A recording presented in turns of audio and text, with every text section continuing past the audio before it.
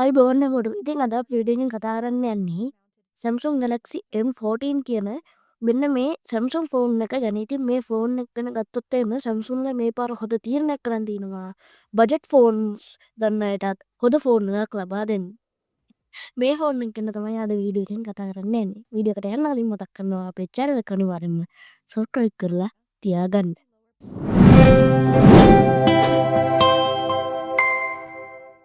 හරි මුලින්ම අපි මේක build and design එක ගැන කතා කරමු.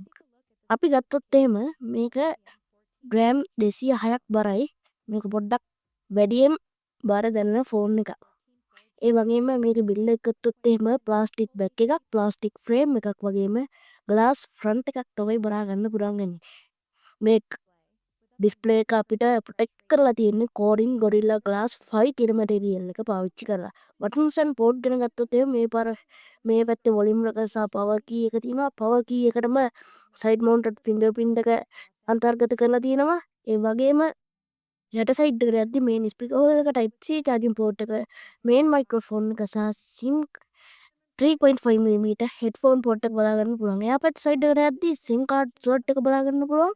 අපිට මේකට එකවර SIM දෙකක් දාලා use කරන්න පුළුවන්. නැත්නම් එක SIM එකක් සහ SD card එකක් දාලා use කරන්න පුළුවන්. උඩ පැත්ත සයිඩ් එකේ නම් අපිට පොඩි මයික්‍රොෆෝන් එකක් වගේ එකක් බලා ගැනීමේ හැකියාව තියෙනවා. ඉතින් අපිට මේක ඩිස්ප්ලේ එක විදිහට බලා ගන්න පුළුවන් වෙන්නේ අගල් 6.6ක HD plus PLS LCD display එකක්.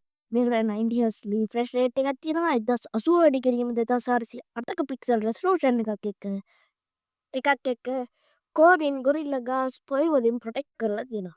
ඉතින් මේක ඩිස්ප්ලේ එක ගැන ගත්තොත් එහෙම 90Hz refresh rate එකක් තියෙන හින්දා අපිට මේකේ ස්මූත් එක්ස්පීරියන්ස් එකක් ගන්න පුළුවන්. මේක සාමාන්‍යයෙන් Samsung ලා බජට් ෆෝන් වලට කරන්නෙම නැති දෙයක්. ඉතින් ඔයගොල්ලන්ට හොඳ එක්ස්පීරියන්ස් එකක් මේ ෆෝන් එක හරහා ගන්න පුළුවන් සාමාන්‍ය විදිහට. ඉතින් මේ ෆෝන් එක ගන්න එකේ කිසි පාඩුවක් නැහැ. දැන් වෙනකන් හරි. ඊළඟට අපි මේකේ performance ගැන තමයි කතා කරන්න යන්නේ. මුලින්ම chipset එක. ඉතින් මේකේ chipset එක විදිහට රන් වෙන්නේ Exynos 1330 කියන chipset එක. ඉතින් මේක 5 nanometer chipset එකක්. ඒ වගේම මේක CPU octa-core CPU එකක්මයි. GPU එක Mali G68 MP2 කියන GPU එක තමයි මේකේ බලා ගැනීමේ හැකියාව තියෙන්නේ. ඉතින් සාමාන්‍ය විදිහට ගත්තොත් එහෙම මේක chipset එකත් හොඳයි. CPU එක GPU එකත් හොඳයි. මේකේ 4GB RAM එකක් එක්ක 128GB version එකක් තියෙනවා. 6GB RAM එකක් එක්ක 128GB version එකක් තියෙනවා. ඒ වගේම 4GB RAM එකක් එක්ක 64GB version එකක් තියෙනවා. ඔයගලන්ට මේ මොන version එක ගත්තත් SD card එකක් දාලා ඔයගලන්ට මේක තවත් වැඩි කරගන්න පුළුවන් storage එක. ඉතින් ඊළඟට මේකේ කතා කරන්න තියෙන්නේ මේකේ OS එක ගැන. ඉතින් මේක රන් වෙන්නේ Android 13 උඩ බේස් වුණු Samsung ලගේ One UI Core 5.1 කියන OS එක. ඉතින් මේ OS එක ෆෝන් එක ලැබිලා තියෙන RAM එක මෙමරිය යටතේ ඔයගොල්ලන්ට PUBG Free Fire වගේ ගේම් එකක් කිසිම ප්‍රශ්නයක් නැහැ. medium graphics දාලා මේකේ ස්මූත් එකේ එක්ස්පීරියන්ස් කරගන්න පුළුවන්.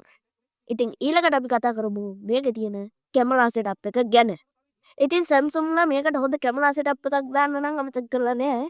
ඉතින් අපිට මේක ට්‍රිපල් කැමරා සෙටප් එකක් බලා ගන්න පුළුවන්. පළවෙනි කැමරා f1.8 අපිචර් එකක් තියෙන 50 megapixel wide lens එකක්.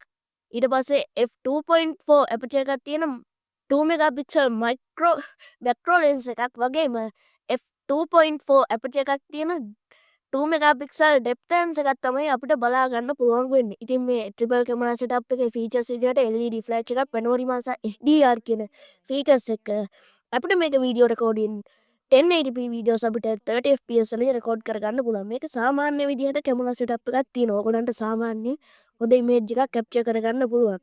ඉතින් මේක ඇත්තට ලොකු ප්‍රශ්නයක් නෙමෙයි. මේකේ හොඳ camera setup එකක් නම් තියෙනවා. ඊළඟට අපි යමු selfie camera ගැන. ඉතින් මේක තියෙන්නේ f2.0 අපිචර් එකක් තියෙන wide lens එකක් 13 megapixel. ඉතින් මේකේ video recording ගත්තොත් 1080p videos අපිට 30 fps වලින් record කරගන්න පුළුවන්. ඊට පස්සේ අපි කතා කරමු මේකට තියෙන features වගේම මේකට තියෙන Wi-Fi වගේ දේවල් කතා කරමු. මේකට land speaker එකක් තියෙනවා. ඒ වගේම 3.5mm jack එකක් තමයි තියෙන්නේ. අපි ගත්තොත් එහෙම මේකට NFC support කරනවා. ඒක ගොඩක් ලොකු දෙයක්.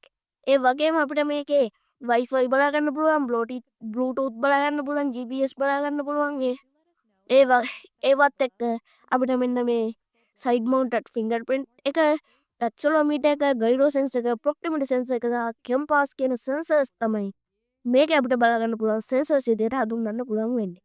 ඉතින් මේකේ ඔක්කොම හරි මේක ෆීචර්ස් ගත්තොත් එහෙම සාමාන්‍ය ෆීචර්ස් ලැබිලා තිනවා.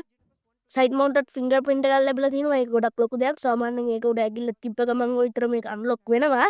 ඉතින් ඒක එච්චර ලොකු ප්‍රශ්නයක් නෙමෙයි. ඊට පස්සේ මේකේ බැටරිය ගත්තොත් එහෙම මිලියම්පියර් 6000ක බැටරියක්. අපිට මේක 15 වොට් වලින් වයර් චාර්ජ් කරගන්න පුළුවන්. හැබැයි මේක ඉන්දියාවට 25 වොට් වයර් චාර්ජින් සපෝට් කරනවා කියලා මේ සයිට් එකේ සඳහන් වෙලා තියෙනවා. ඒ වගේම මේකේ බැටරිය ගත්තත් එහෙම අපිට normal usage එකේදී දවස් එකමාරක් විතර පාවිච්චි කරන්න පුළුවන්. hard heavy gamer කෙනෙක් වගේ නම් පැය 10ක් වගේ screen on time එකක් තියාගන්න පුළුවන් වේවි. ඊට පස්සේ අපි කතා කරමු මේකේ තියෙන කලර්ස් ගැන.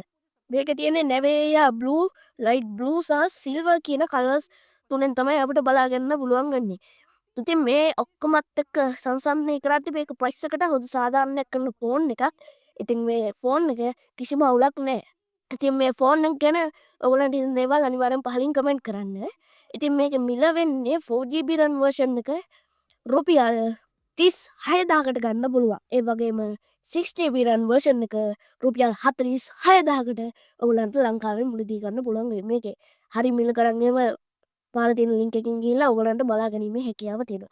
ඉතින් ඔන්න අද වීඩියෝ ගැන හිතන දේවල් ඔයගොල්ලෝ අනිවාර්යෙන් පහලින් කමෙන්ට් කරන්න. Samsung fans ලා අනිවාර්යෙන් මේ වීඩියෝ එක බලලා කමෙන්ට් කරන්න. ඒ වගේම subscribe කරන්න, like කරන්න, කමෙන්ට් කරන්න, share කරන්න. අපි තාත් මේ වගේ වීඩියෝ ඉක්මනටම වෙනකම් ඔයගොල්ලෝ හැමෝටම සුබ දවසක්. මේ එසරට